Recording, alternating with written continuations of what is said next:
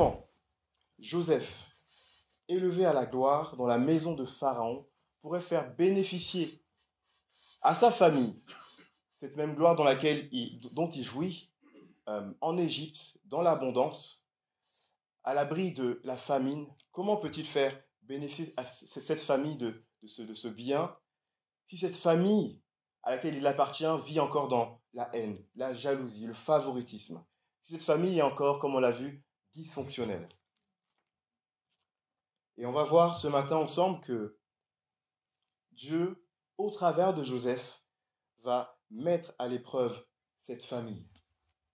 Et il va produire une épreuve dont Joseph sera le metteur en scène. On le voit dès le chapitre 43. Dans le verset 1 du chapitre 43, on comprend, le narrateur nous fait comprendre que la famine pesait lourdement sur le pays. Et cette famine, ne l'oublions pas, était un événement que Dieu avait arrêté lui-même. Et c'est ce que Joseph dira lorsqu'il explique le songe à Pharaon. Il va lui dire, c'est une chose que Dieu a révélée à Pharaon et c'est une chose que Dieu va faire. Cela vient de Dieu. Et le narrateur ici nous fait comprendre que ce qui va se passer n'est rien d'autre que quelque chose que Dieu a arrêté, que Dieu a voulu, dans les moindres détails. Et ce que Dieu a voulu dans les moindres détails, cette famine qui pèse, cette pression qui pèse sur la famille de Joseph, on voit que ça va faire ressortir une vraie problématique des versets 2 à 7. Dans les versets 2 à 7, Jacob est dans un dilemme. Il est dans un dilemme. Comment va-t-il faire en sorte que sa famille puisse survivre à cette famine?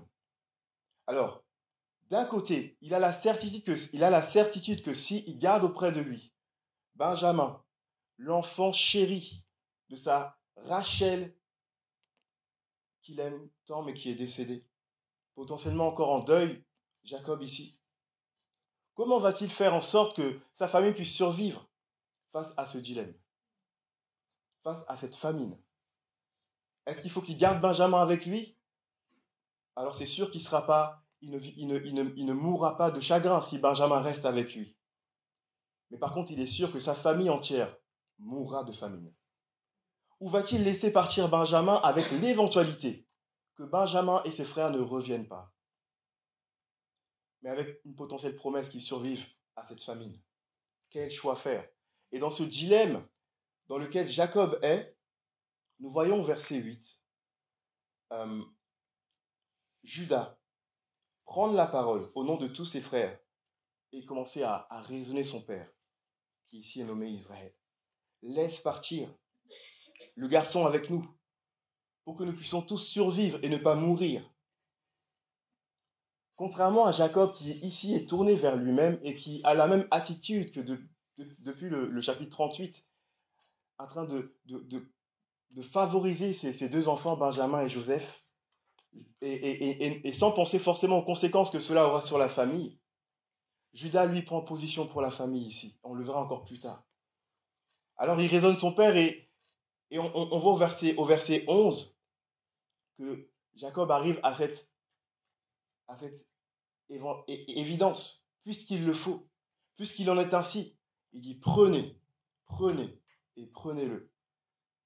Ici, Jacob est prêt à lâcher prise. Il est prêt à lâcher prise pour la survie de sa famille. Et le narrateur l'appelle ici Israël, non plus Jacob.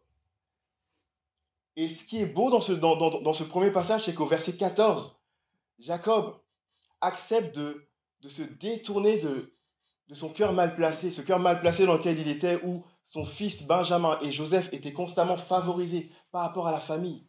Ici, Jacob accepte de changer d'attitude, un semblant de changement d'attitude en tout cas, avec cette déclaration au verset 14.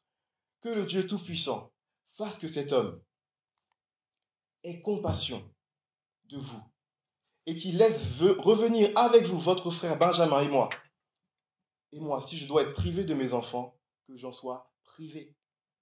C'est la première fois qu'on voit Jacob mettre potentiellement l'intérêt de sa famille avant la sienne.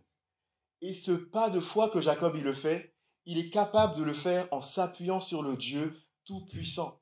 C'est le même Dieu Tout-Puissant qui s'était révélé à lui au chapitre 35 en l'appelant non plus Jacob, mais Israël. Israël, celui qui a lutté avec Dieu. Et c'est ce même Dieu qui lui avait fait une promesse. On peut le voir en Genèse 35, versets 11 à 12. Il lui a fait cette promesse, une nation et une assemblée de nations seront issues de toi, et des rois sortiront de tes reins. Le pays que j'ai donné à Abraham et à Isaac, je te le donnerai à toi, à ta descendance après toi. Je donnerai ce pays. Devant ce dilemme dans lequel Jacob est, devant ce cœur mal placé envers ses enfants, chéris de Rachel, Jacob accepte de ne pas être un obstacle à la promesse de Dieu, de favoriser la survie de sa famille en s'appuyant sur la promesse que Dieu lui a faite. Une assemblée, une nation sera issue de toi, possédera le pays, comme je l'ai promis à Abraham. Dans la foi, Jacob accepte de lâcher prise, de lâcher ses mauvaises attitudes, son cœur mal placé, afin que le plan de Dieu puisse perdurer. Il s'appuie sur Dieu pour pouvoir faire face à ce dilemme dans lequel il était. Et c'est sur cette base, sur cette déclaration de Jacob, que ses fils, avec Benjamin, font route vers la maison de Joseph. Cette épreuve est voulue et conduite pleinement par Dieu. Et Joseph va être maintenant ici le metteur en scène de ce scénario. Et il commence cette mise en scène dès le verset 16. Dès que Joseph voit Benjamin, c'est alors que sa mise en scène, son scénario commence. Alors il indique à l'intendant tout ce qu'il a à faire. Et dès les versets 18, on voit que l'intendant se met en route et invite toute la famille à rentrer dans sa maison. Alors là, les frères de Joseph, Judas et ses frères sont dans la crainte et dans la peur. Et ça peut se comprendre.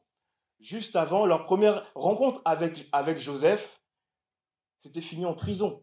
Ils avaient été traités d'espions. Leur sincérité avait été remise en cause. Ils avaient été traités rudement. Et à leur départ, on avait remis dans leur besace tout leur argent. Ici, ils peuvent être traités de voleurs, de menteurs et de je ne sais quoi. Ils sont dans la peur et dans la crainte qu'il leur arrive quelque chose. Mais c'est alors qu'au verset 23, au cœur de cette crainte, de cette peur qui était palpable, même pour l'intendant, parce qu'il le voit, et il le dit au verset 23, « Soyez en paix et sans crainte. C'est votre Dieu, le Dieu de votre Père qui vous a donné un trésor dans vos besaces. » En effet, à ce moment-là, ils expliquaient à l'intendant qu'ils avaient trouvé de l'argent dans leurs besaces, etc., et qu'ils étaient venus pour le remettre. Et à ce moment précis, lorsqu'ils découvrent cet argent dans leurs besaces, ils se disent les uns aux autres, « Qu'est-ce que Dieu nous fait? Qu'est-ce que Dieu nous a fait ?» Et c'est une réponse un peu de Dieu à ce verset 23. « Soyez en paix et sans crainte. C'est votre Dieu, le Dieu de votre Père qui vous a donné ce trésor dans vos besaces. » Dieu est pleinement à l'œuvre. Dieu pleinement il conduit dans les moindres détails tout ce qui se passe dans la vie de cette famille mise à l'épreuve. Et on peut imaginer leur réaction. Comment cet Égyptien peut connaître le Dieu de leur père? Comment cet Égyptien peut savoir que c'est le Dieu de leur père qui a mis, qui fait tout ce qui leur arrive? Au fond d'eux, je crois qu'ils doivent se dire de plus en plus, Dieu est réellement à l'œuvre dans ce qu'on est en train de vivre actuellement. C'est certain. Et si on va plus loin dans les versets 23 à 34, on voit que Joseph les accueille maintenant dans sa maison. Simeon leur est rendu. On leur donne de quoi se laver les pieds, de quoi donner à manger à leur monture. Joseph prend des nouvelles de leur père. Il bénit Benjamin. On leur sert à manger depuis la table de Joseph. Dans le verset 14, Jacob avait déclaré que le Dieu Tout-Puissant fasse en sorte que cet homme ait compassion de vous.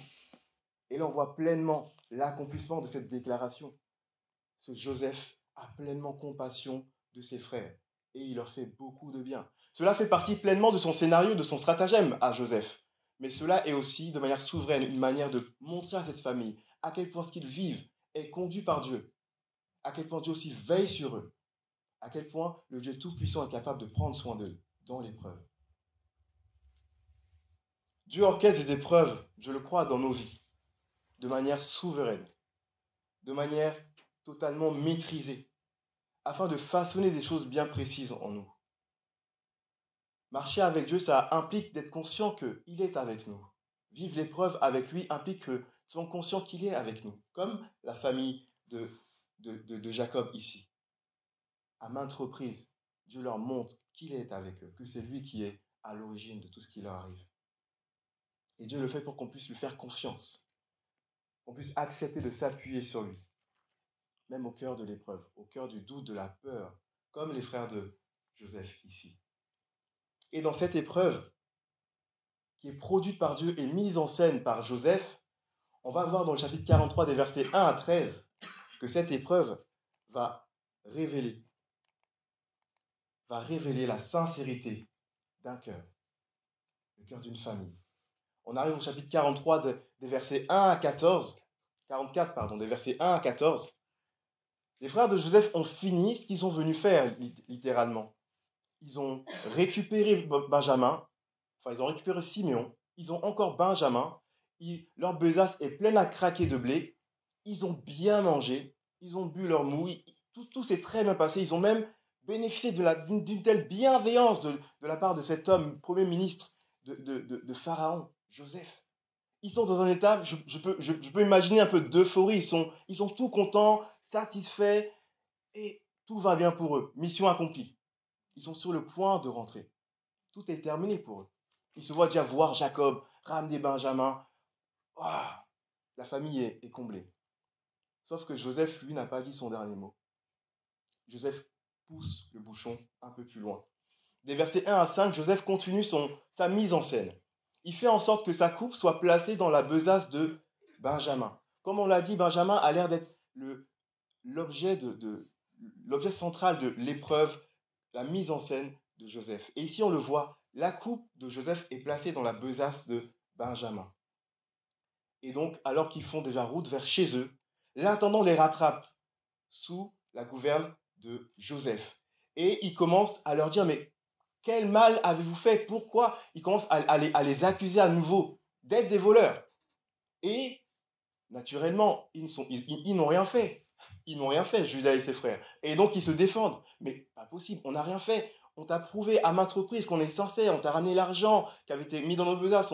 On a prouvé notre sincérité jusqu'à présent. Non, la coupe a été volée. Alors, Judas, au verset 9, est prêt à mettre en jeu sa vie, leur vie, en disant, mais ok, fouille-nous. Et la personne sur qui tu trouveras cette coupe, tue-le, et les autres seront mis en esclavage. Et l'intendant les prend au mot. Mais tout ça fait partie encore de la mise en scène de Joseph. Et au verset 12, c'est ainsi que au verset 12, le verdict tombe. La besace de Benjamin contient la coupe de Joseph. Benjamin est coupable. Alors là, je peux m'imaginer encore Judas et ses frères. Judas a engagé sa vie, il a engagé ses enfants, sa personne. Il a lutté auprès déjà de Jacob pour que Benjamin vienne. Ils ont fait des pieds et des mains pour prouver leur innocence, à quel point ils sont sincères et compagnie. Et puis là, Benjamin, tu voles la coupe. Mais Benjamin, mais qu'est-ce qui te prend? Ils auraient pu être dans une telle attitude de reproche envers Benjamin parce qu'à cet instant-là, ils n'ont aucune preuve que Benjamin n'a pas volé la coupe.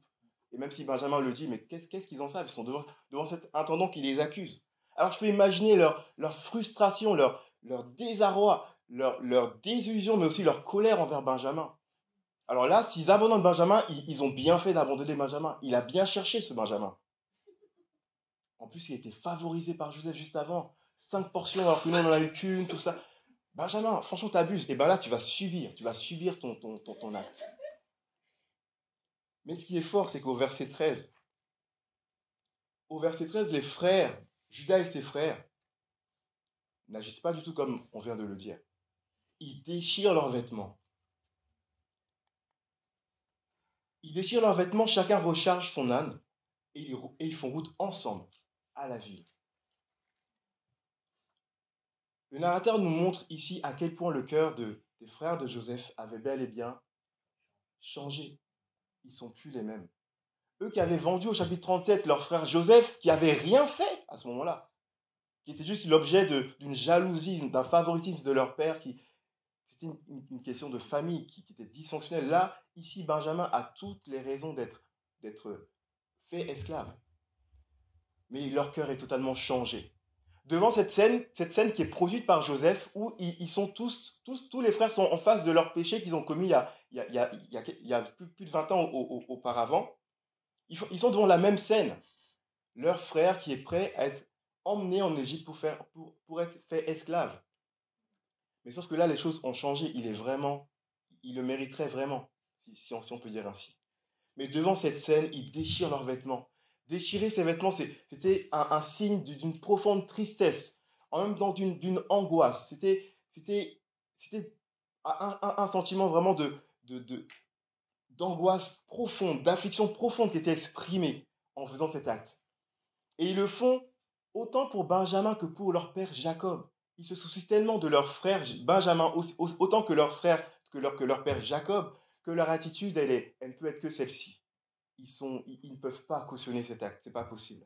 Alors par solidarité, au lieu de rentrer chez eux tranquillement et de laisser le Benjamin le coupable aller en Égypte, par solidarité, par fraternité, par amour pour leur frère mais aussi pour leur père, ils rentrent, ils décident de faire route avec Benjamin à la maison de Joseph.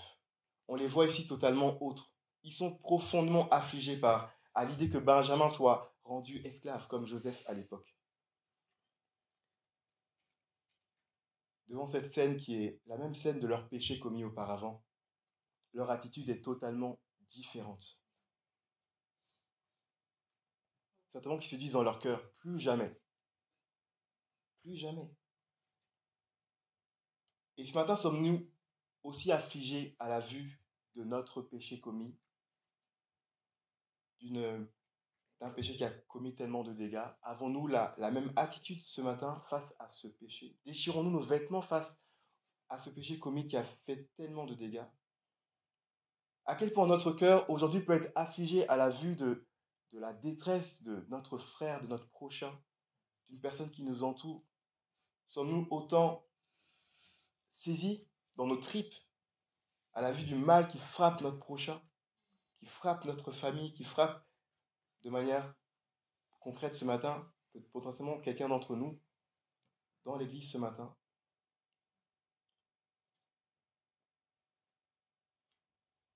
N'est-ce pas ici un appel de Dieu à porter les fardeaux les uns des autres, telle une famille solidaire dans l'amour et dans la foi? Cette fois-ci, les frères de Joseph ne regarderont pas leur frère être emmené, seul en Égypte, tout joyeux de s'être débarrassé de l'objet de leur haine et de leur jalousie. Mais ils iront avec lui, le cœur rempli de tristesse pour lui et pour leur père. Voilà le cœur nouveau des frères de Joseph après tant d'années. Ils ne sont plus les mêmes. Leur amour pour leur frère est sincère. C'est vraiment notre frère. On a vraiment un frère qui s'appelle Benjamin. On l'aime vraiment. Voilà ce que ça traduit, leur attitude. Ils ont dit à Joseph au chapitre 42, nous avons un frère Benjamin, c'est vraiment leur frère. Nous avons un père, Jacob, c'est vraiment notre père, nous l'aimons vraiment. Et l'idée qu'il soit affligé, qu'il aille dans la tombe, affligé, triste, on ne pourra pas le supporter. Nous sommes réellement une famille. Et en détresse, devant cet acte, ce Dieu qui produit cette épreuve dans la vie de cette famille mise en scène par Joseph, cette épreuve qui va révéler la sincérité de leur cœur. Mais est-ce que cette sincérité elle sera suffisante devant le jugement de Joseph qui est à venir? Ce cœur vrai et sincère va se trouver en détresse maintenant, en détresse face à sa culpabilité devant Joseph. On va le voir maintenant dans les versets 14 à 34. C'est dans un désarroi total qu'au verset 14, ils arrivent devant Joseph. Et dans le verset 14, Judas et ses frères sont arrivés dans la maison donc de Joseph. Ils se prosternent une quatrième fois, je crois, devant lui. Ils fléchissent finalement les genoux devant celui qu'ils ont rejeté et vendu quelques années plus tard pour 20 pièces d'argent. Et leur acte là, c'est un acte de révérence, certes, mais surtout d'un appel à la clémence. C'est alors que Joseph se met leur mettre devant leur faute, finalement. On le voit avec cette question, quelle action avez-vous faite? Ne savez-vous pas qu'un homme tel que moi a le pouvoir de deviner l'avenir? Que dire devant un homme qui a la possibilité de deviner l'avenir, qui peut nous percer en plein jour? Que dire devant un Dieu qui peut mettre en lumière notre péché, que personne ne voit? C'est un peu dans cette conscience tellement lourde et chargée que Judas s'adresse à Joseph. Je crois que là, toute cette mise en scène, elle n'a fait que produire en eux une conscience tellement lourde vis-à-vis de leur acte passé. Est-ce que vous avez déjà été dans une situation, vécu un événement qui, de premier abord, était injuste envers vous, mais à cause d'une culpabilité, d'une conscience tellement lourde, vous vous dites en fait, je mérite de vivre ça, je mérite de subir ce mal injuste que je vis actuellement, je le mérite tellement, j'ai commis tellement de mal que je le mérite. C'est dans cette attitude, avec cette conscience lourde que les frères de Joseph, Judas et ses frères se présentent devant lui. Et on le voit avec cette expression, cette exclamation de Judas au verset 16. Judas répondit à Joseph, que dire? Que dire à mon Seigneur? Comment parler? Comment nous justifier? Dieu a trouvé tes serviteurs en faute. Dieu a trouvé tes serviteurs en faute. Ce n'est pas Joseph qui a trouvé ses serviteurs en faute. C'est Dieu là qui a trouvé ses serviteurs en faute. Encore une fois, Judas est pleinement conscient ici que ce qu'ils sont en train de vivre est voulu et permis par Dieu. Alors que faire? Que faire lorsque Dieu lui-même met à jour ta faute? Est-ce que Judas ici parlait de la faute qu'ils avaient commise il y a plus de 20 ans auparavant en vendant Joseph? Ou est-ce qu'il parle de cette faute commise par Benjamin, potentiellement par Benjamin, mais de laquelle ils sont tous solidaires? Je crois que les deux sont pleinement présentes ici, dans cette exclamation de Judas. Dans ce même élan de solidarité envers Benjamin, la seule issue possible, c'est de devenir esclaves avec leur frère Benjamin.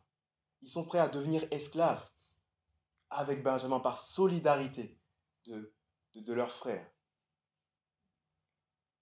Et c'est ce que Judas déclare au verset 16.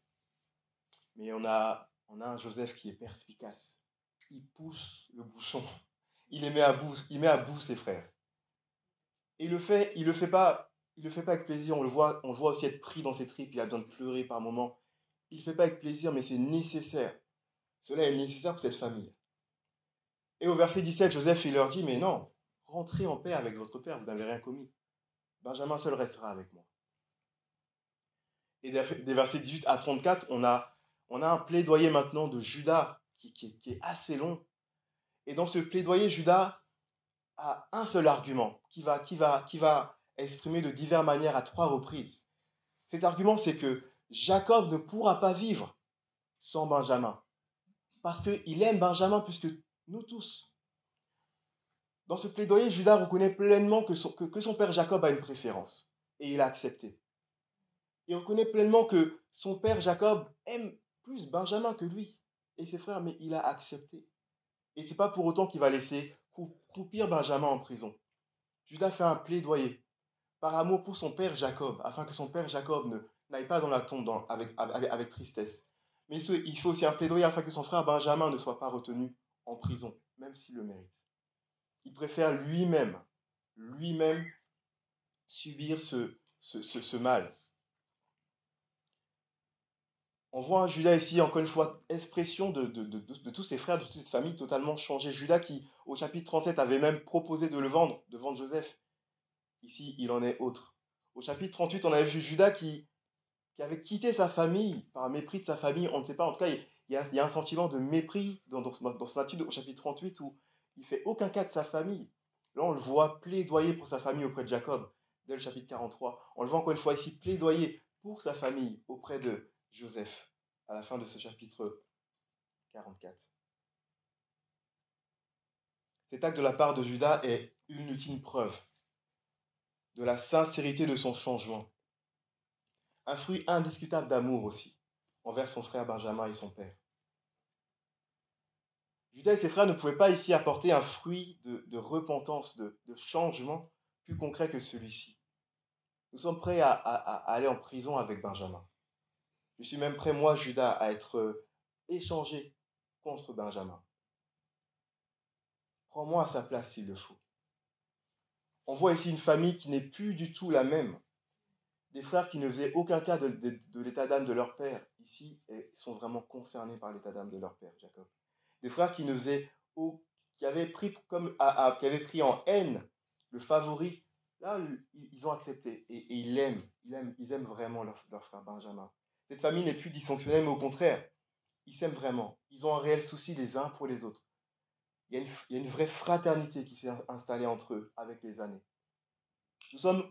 Franchement, nous sommes heureux de découvrir ici des frères, une famille changée.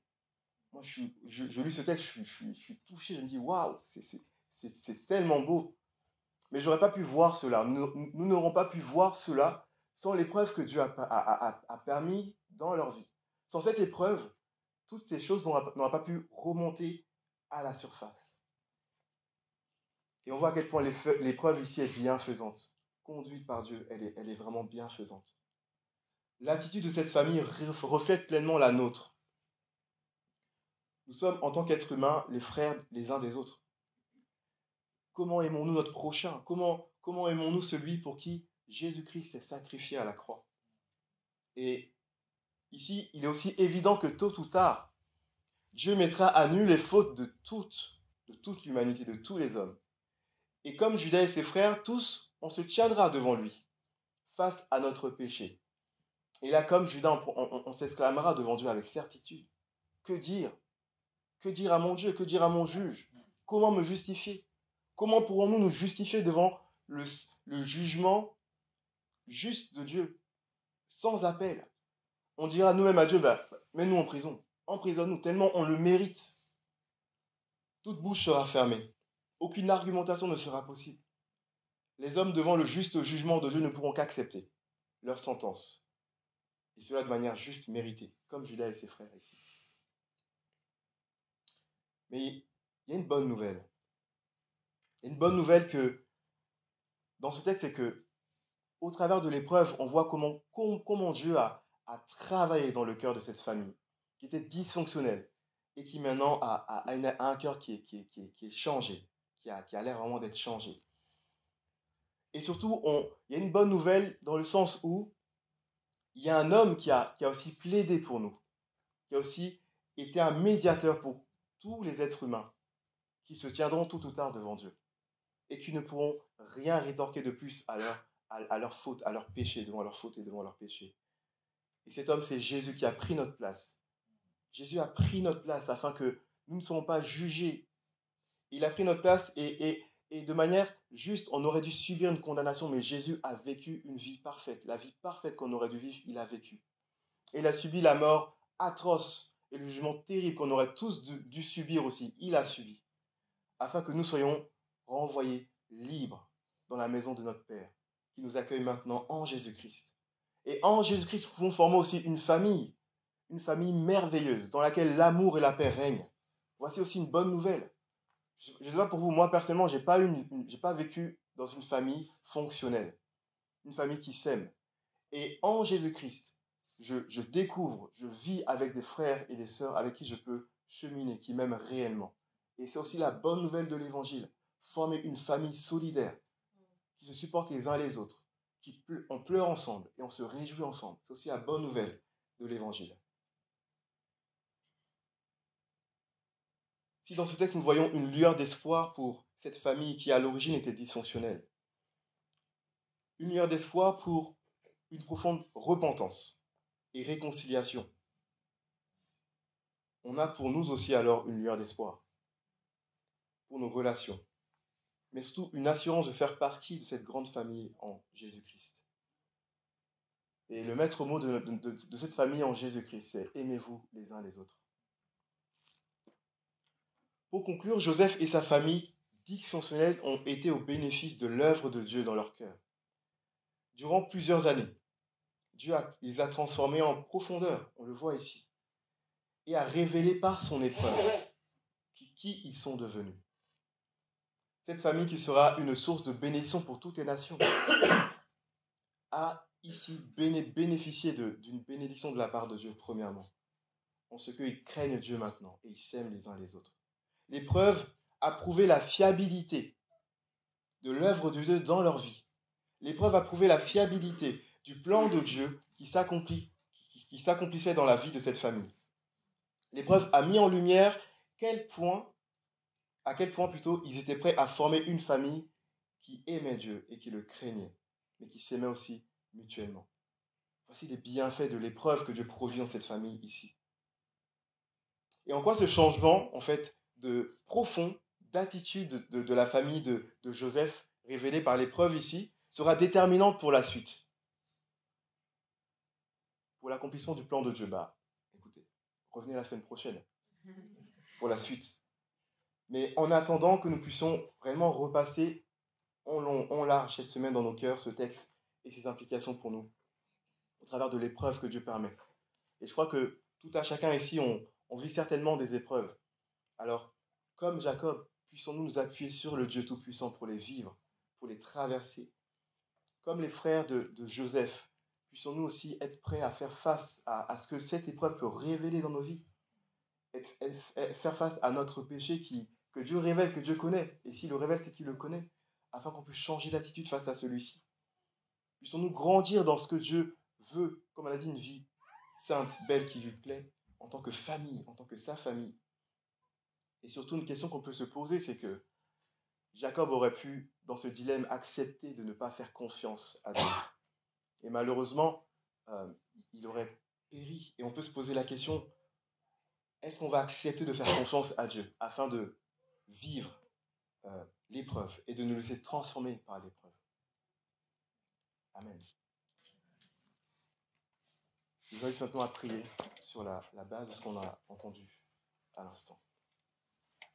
Seigneur, nous te remercions pour ta fidélité. Merci pour ta parole qui, ce matin, nous parle et nous enseigne ce que tu as à nous dire. On comprend que tu es ce Dieu qui produit l'épreuve et qui est avec nous au cœur de l'épreuve, au cœur de la détresse, de la peur que l'épreuve peut produire en nous. Tu es aussi celui qui change nos cœurs, qui les transforme et qui les révèle, changer nouveau dans l'épreuve. On te remercie pour ce que tu fais. Aide-nous à te faire confiance et à être assez courageux dans ta grâce pour faire face aussi à nos torts, à nos méfaits, à nos péchés, et à te laisser nous justifier, à te laisser nous sauver, tout en cherchant à changer et à te ressembler. Merci encore une fois pour tout ce que tu fais dans la vie de ton peuple, dans la vie de ta famille. Et aide-nous à former aussi cette famille solidaire qui s'aime et qui porte les fardeaux les uns des autres. S'il te plaît, au nom de Jésus. Amen.